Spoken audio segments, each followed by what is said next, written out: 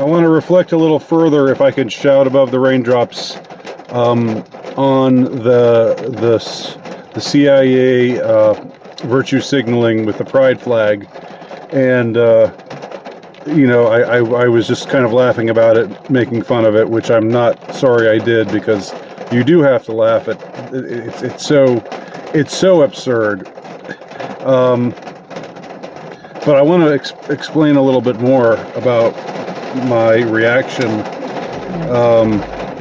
and I guess what's not quite so laughable, and what's really more tragic, I would say, about this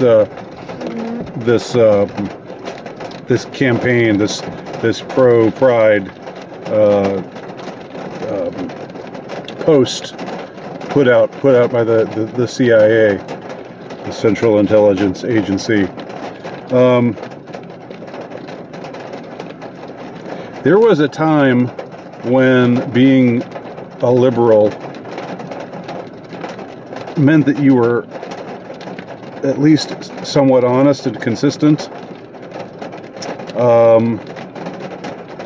There was a time when being a liberal and on the left made you see a group like the CIA for what it was, and made you want to call out the evil that they perpetrated in numerous occasions, in various ways. There was a time when that sort of sentiment would not simply be allayed or mitigated by them putting a pride flag on their post on Instagram. I guess that's where that post is from. If Instagram existed in 1985, and I'm saying this partly because I know most of my audience is younger than me and doesn't remember these things, or doesn't remember these things because they never happened in your lifetime. But you have to trust me when I say, as an old timer here, that if there had been Instagram in 1985, and if the CIA had virtue signaled in this manner, if they had said, we're an equal opportunity employer, we don't discriminate against anyone based on their sexual orientation, and we welcome the gay community. If that had happened, if that had taken place in 1985, let's take Instagram out of it. Let's just say they put an ad in the paper in which they said something along those lines. There was no Pride Month, of course. June was just June, way back then in the before times.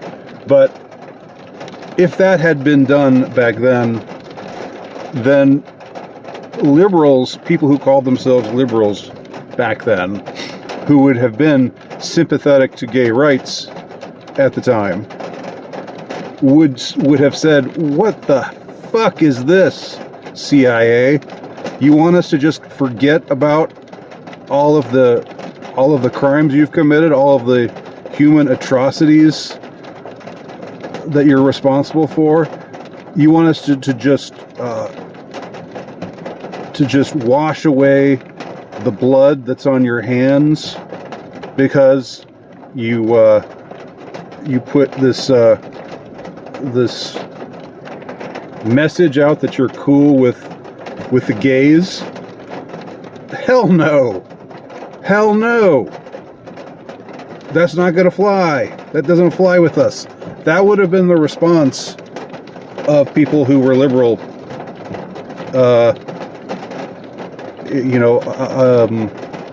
a few decades ago. And that might have even been the response of people who called themselves liberal, during the aughts, during the Bush years, during the Iraq War years. And it's just so depressing that now, regardless of how you feel about homosexuality, regardless of where you stand on gay marriage or what have you, it's so depressing now that and I mean, you'd think that I, as a man of the right, wouldn't care about this, but I do. It bothers me deeply. This is something that liberals were actually correct about in the past, and that the mainstream right was wrong about. Not the paleo cons and not the paleo libertarians and other non-mainstream members of the right who denounced the atrocities of the CIA and were consistent and always have been. Not just the CIA, but the entire military-industrial complex. But I'm talking about the mainstream right. The mainstream right would have just said, "Oh, quit bitching and moaning about the CIA. They do what they have to do to promote freedom across the world. Oh, we do without the CIA. Without the CIA, we'd all be speaking Russian now. You commie libtards." That's what that's what people on the mainstream right would say, and they would be wrong, and the liberals would be correct to point out the awful human rights abuses of dictators that were propped up by the American military-industrial complex, and atrocities that were committed by the CIA, whether we're talking assassinations or human experimentation, or the drug trade, or human trafficking, or just about every dark thing you can imagine. It seems the CIA has gotten their grubby little fingers into. And at one time, liberals would have called them out for it. But today,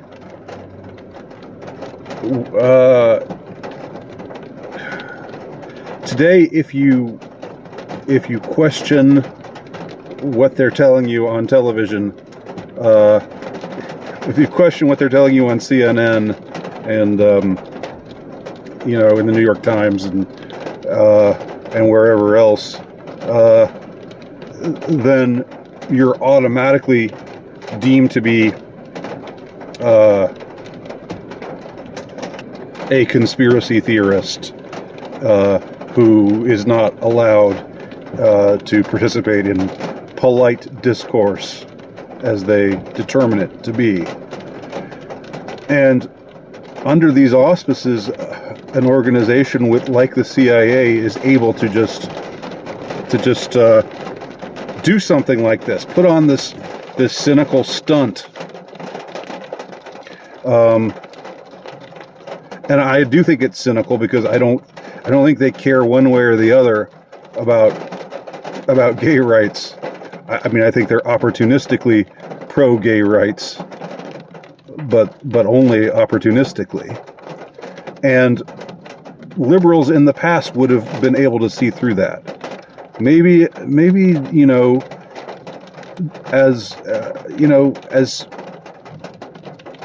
close to now as, say, like maybe 10 years ago, when at around the time when liberals still thought Julian Assange was a good guy. They would have seen right through a stunt like this. But today, the liberals have completely prostituted themselves to the corporations. They've completely prostituted themselves to the military-industrial complex. They've completely prostituted themselves to organizations with blood on their hands like the CIA. All because they're virtue signaling in the correct way. All because it's June and they're putting up their pride flag and saying, "We love the gays." So I'm just really sincerely disappointed in, and maybe this means that I have never completely shed the liberalism that I once professed back in my teens and early 20s. But I really see this as a betrayal. And it's something that I think liberals should honestly hang their heads in shame at what they have become. And the kind of things that they're excusing, just because the people who in every way go against what used to be their core values, human rights and all that business, because they cynically, preen and posture in this manner. It's it hits me really hard. It hits me surprisingly hard, I have to say.